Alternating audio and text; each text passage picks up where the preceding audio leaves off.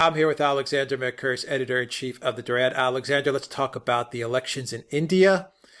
Prime Minister Modi has retained his position as prime minister. It was actually it's being quoted as a massive victory for his party. And he defeated his main opponent, who was Rahul Gandhi, in the general elections. Let me see some numbers here.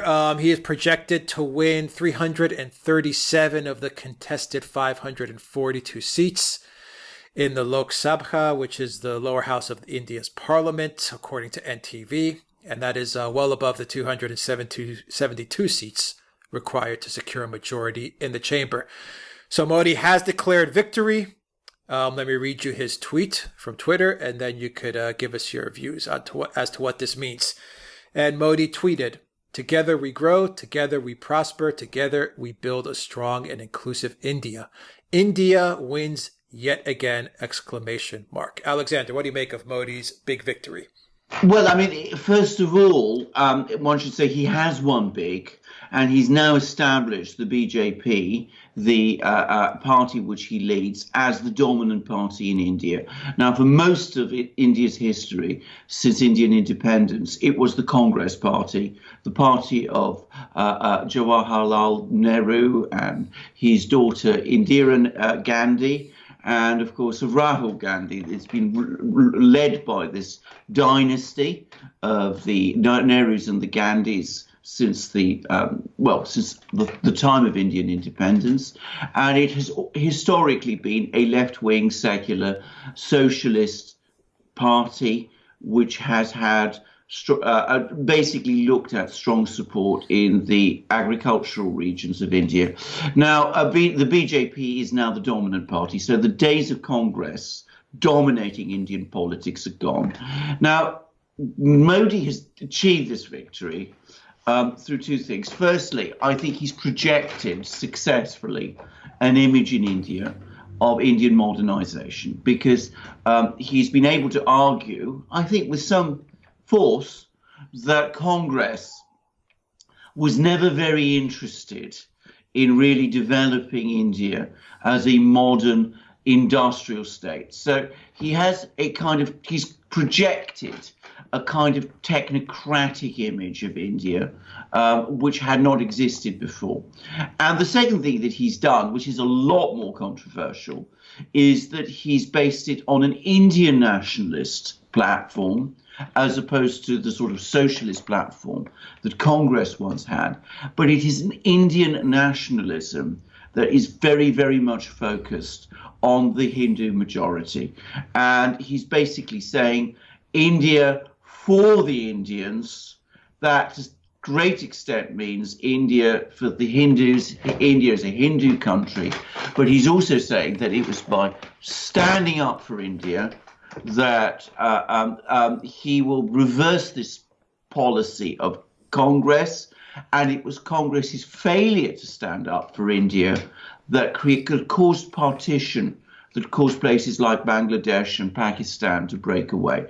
That's a pretty radical shift in Indian politics from the kind of politics that India used to have. It's very controversial within India, but he's clearly gaining a lot of support. Now, India is obviously a massively important country. Can you categorize Modi as being a nationalist, a populist? Yes, I think he is a nationalist. I dislike the word populist, because I think it means so many different things in so many different places.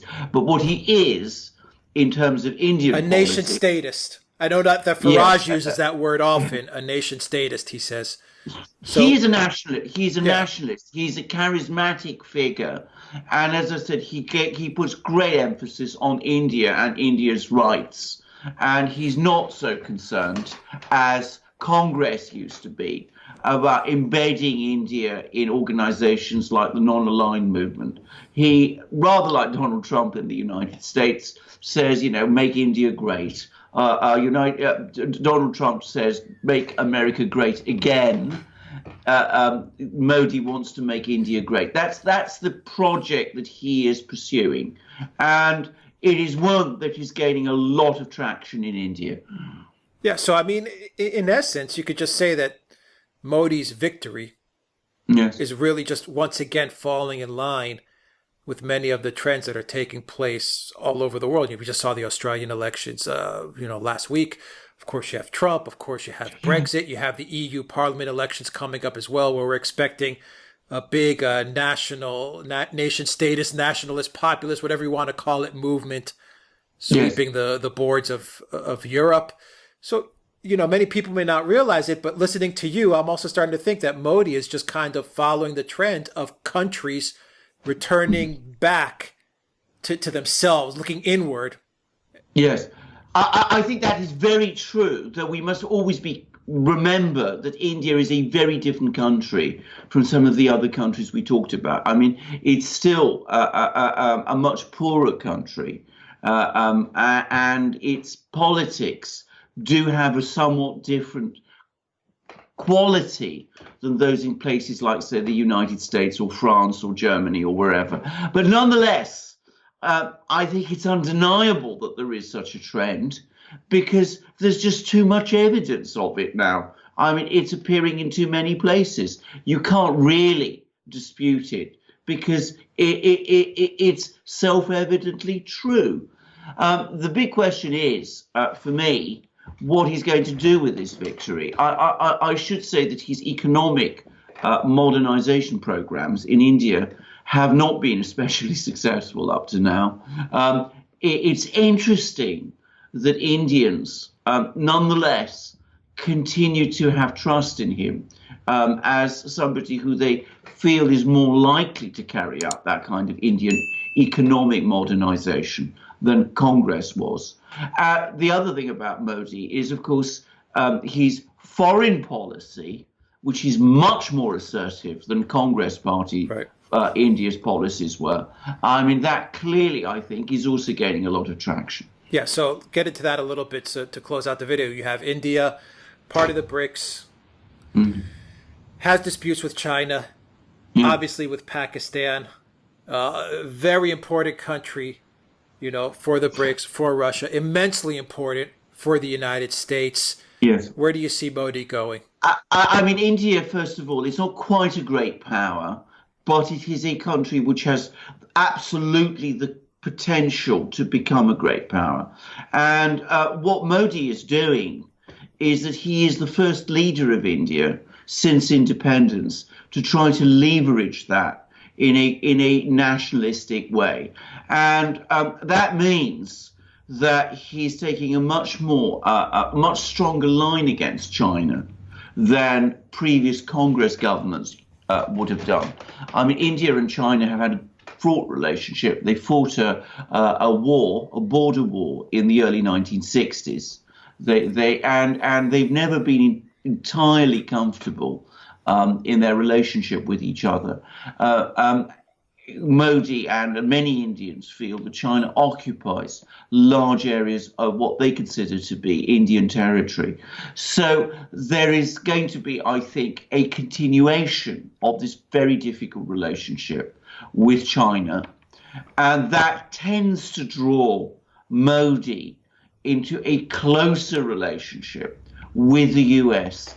But it is very important to stress that Modi, as an Indian nationalist, is not interested in India becoming a satellite of the US or an ally of the US.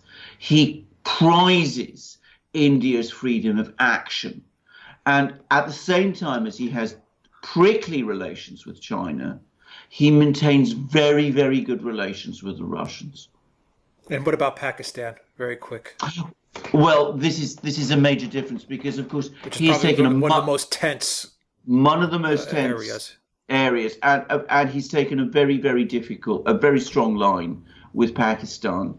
And just a few weeks ago, we saw the Indian Air Force carrying out airstrikes deep inside Pakistani territory in response to what the Indians said were Pakistani terrorists, Pakistani-backed terrorist actions in Kashmir, Indian-ruled Kashmir. So I think that just as he's taking a strong line with China, he's going to continue to take a very strong line with Pakistan. And Pakistan is a nuclear power, as India also is, and these two countries have fought several wars, and that is a matter of great concern to many people, that this situation could escalate, and the fact that Modi is now blaming Congress for the partition of India also must suggest to some people in Pakistan that he questions the entire legitimacy of Pakistan as a state. So I think that is a very, very concerning situation, though I should stress perhaps that I don't think that Modi has any plans to go to war with Pakistan. But it's easy to see how things could go wrong. Right, as a leader, finally, Alexander, as a leader and as a very prominent leader in the world stage, how would you rate Modi, with, say, the Xi Jinping, the Donald Trumps, the Vladimir Putins, these types of leaders? Do you think he's at that echelon of leadership, or how would you rate him? I think there's the three top leaders in the world are Donald Trump, the president of the United States, Xi Jinping of China, and Vladimir Putin of Russia. I think that's the top club. I think Modi is just below it. I think just like India is. I think India is aspiring to that position.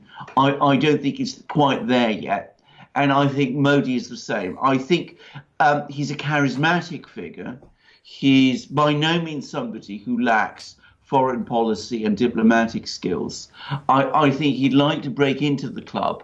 I don't think he's quite there yet. But certainly he is an Indian leader of a sort that we've not seen before. He's a more charismatic, more nation-state type of leader that we haven't.